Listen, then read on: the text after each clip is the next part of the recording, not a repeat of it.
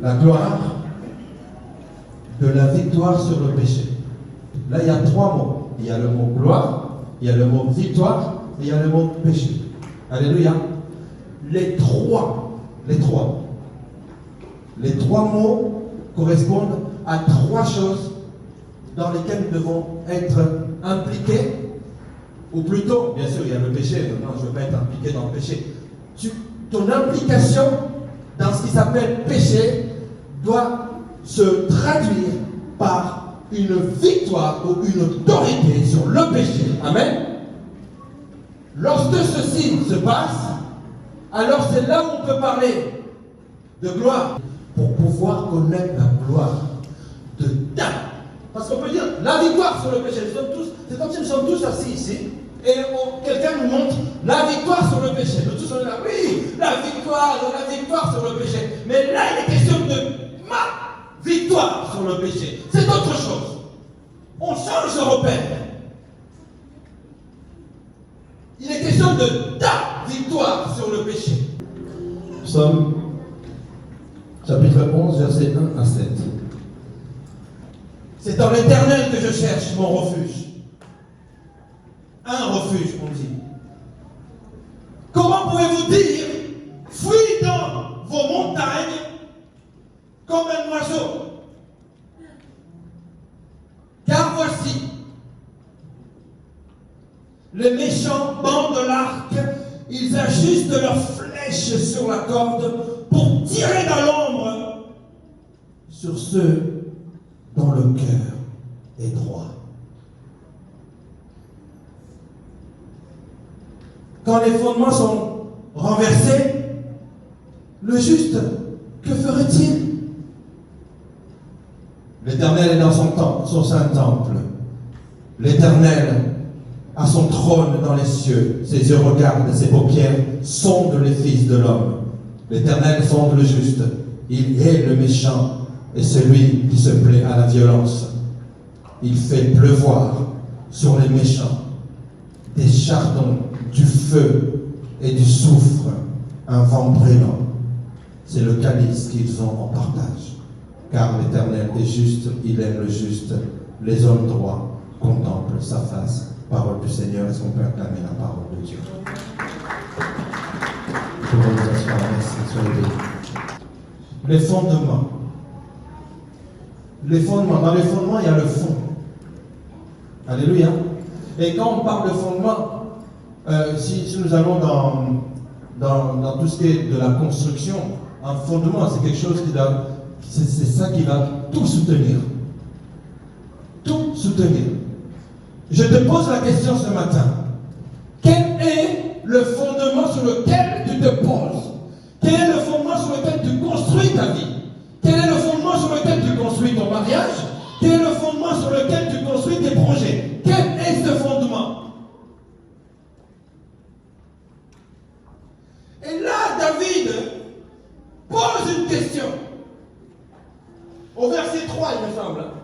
Quand les fondements sont renversés. Alléluia. Accepte qu'il t'arrive tout ce qui peut arriver dans la vie d'une personne, dans le pire, mais n'accepte pas que tes fondements soient renversés. Ce qui nous tient, mes amis, c'est ce que nous avons en nous. Beaucoup de personnes sont sur un lit d'hôpital. Les gens s'attendent à ce qu'ils puissent mourir. Ils ne meurent pas parce qu'il y a quelque chose qui les tient encore. Alléluia. Aujourd'hui, tu ne tombes pas. Aujourd'hui, tu as peut-être fléchi, mais tu ne casses pas. Parce qu'il y a quelque chose qui te tient. Amen. Lorsque tes fondements seront renversés, mais il t'arrivera quoi? C'est ça que David est en train de dire. Mais il va arriver quoi? Amen. On peut accepter que le fondement soit bousculé. Alléluia. Mais qu'il soit renversé, c'est chaud. C'est chaud. Qu'est-ce qui te tient dans la vie? Alléluia. Il y a des personnes qui sont sans fondement. Ils ne savent pas comment ils vivent. Ils vivent de façon inopinée. Cherchez ce mot, de façon inopinée. Un chien vit de façon inopinée. Donc, le soleil brille, il est content. Le soleil ne brille pas, il est content. il va ça et là, il va avoir quelque chose à manger, il mange, il n'a pas à manger, il ne mange pas. Vous voyez ce que je veux dire? Sans fondement. Beaucoup de personnes se sont donné des buts dans la vie. Mais comme ils n'ont pas de fondement, leur objectif est léger. Quand les fondements sont renversés, qu'est-ce que le juste va faire? Et je te repose encore une fois la question. Sur quoi? Quel est le soubassement de ta vie?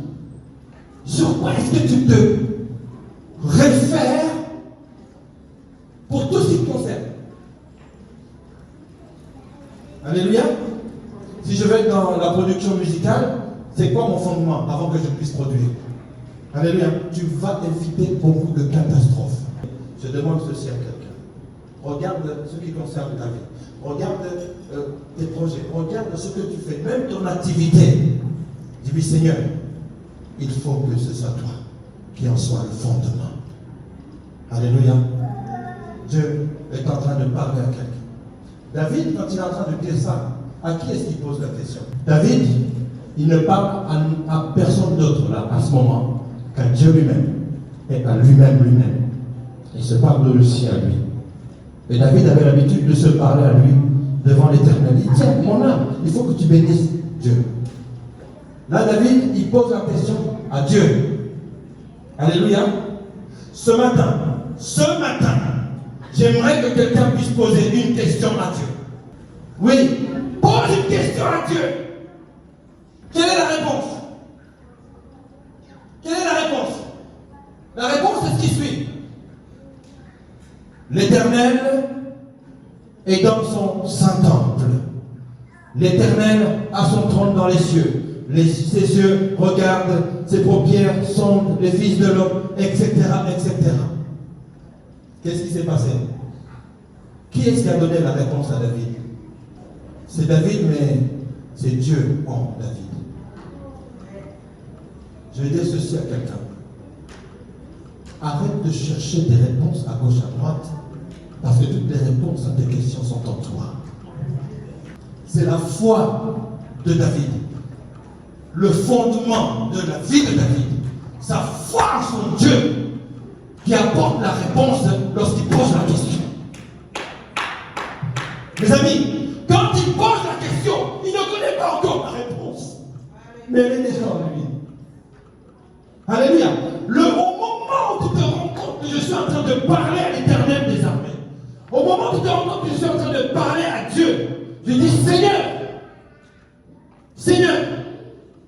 que devienne le juste lorsque, quand les fondements sont renversés, à ce moment-là, David avait ses fondements à lui qui étaient renversés.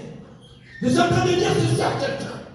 Arrête d'aller chercher des réponses auprès des personnes qui ne peuvent pas te les donner.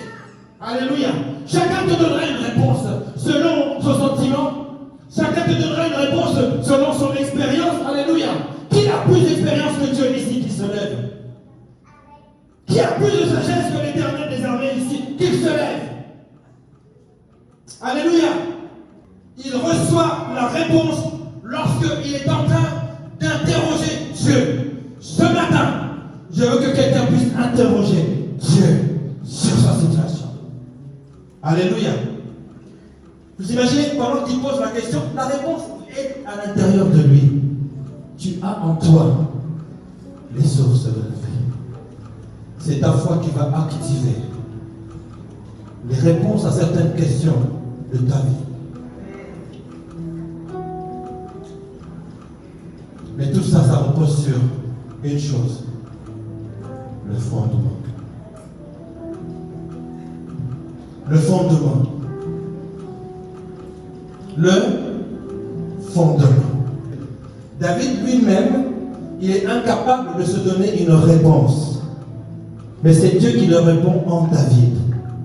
Parce que David était fondé sur la parole de Dieu, sur l'Éternel. Ne cherche plus de réponse dans des activités ou même pas des activités, dans des décisions. Vous savez, des fois on prend des décisions. Ok, bon, cette fois-ci, ça ne va pas se passer comme ça. Je vais faire comme ça, comme ça, comme ça. Quel est ton fondement? Quel C'est quoi qui active? C'est quoi qui dynamise tes actes? Parce que David, il s'est dit, si les fondements sont renversés, mais le juste, il va faire quoi?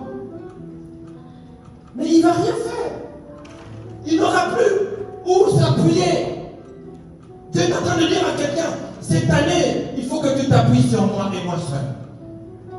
Alléluia. Il faut que tu t'appuies sur ma parole et ma parole seule.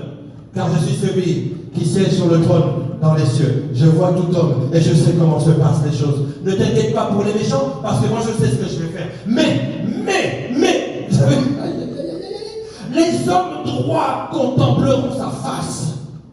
Amen. Car l'Éternel est juste. Sois dans la justice de Dieu. Cherchez d'abord son royaume et ça, pour que tout le reste soit donné en plus. Car ce qui est en toi ne peut pas être deviné par ceux qui sont à l'extérieur de toi. Même le diable lui-même ne peut pas deviner ce qu'il y a en toi. C'est pour cela qu'il faut être dans le secret de ta relation avec Dieu. Amen. Il ne peut pas entrer. Le diable est au courant que lorsque tu dis des choses. Est-ce que quelqu'un peut dire Amen? Si Christ est en toi, c'est l'espérance de la gloire. Alléluia. Pas la gloire de la première maison, pas celle de la deuxième, ni celle de la 10e, mais la gloire de la dernière maison, c'est-à-dire la gloire de la dernière demeure. Quelqu'un peut dire Amen. Viens à l'autel.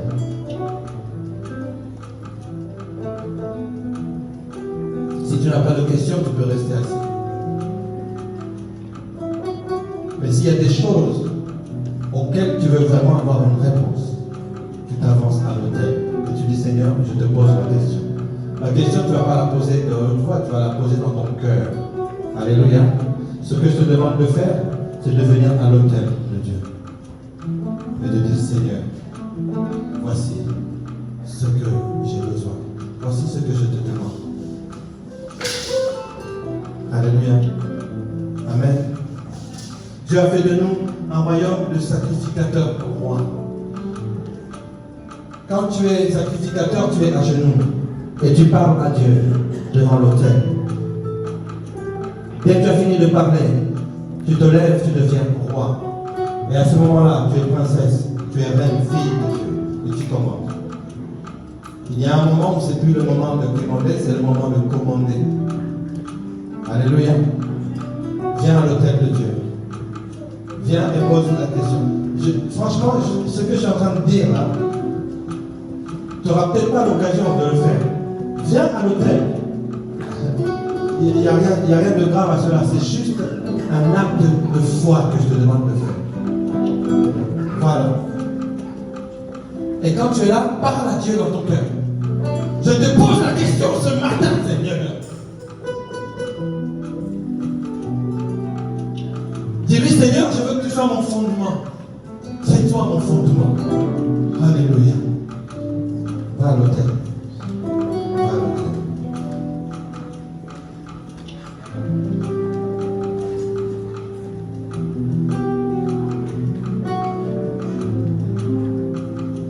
Oh, quand David a posé la question à Dieu, quand bien même il ne se l'a posé qu'à lui-même, sa foi a activé la réponse. La réponse va venir en toi. Il dit, Seigneur, c'est toi mon fondement. C'est toi le fondement de ma vie. Seigneur, si tu as répondu à ta vie, tu peux me répondre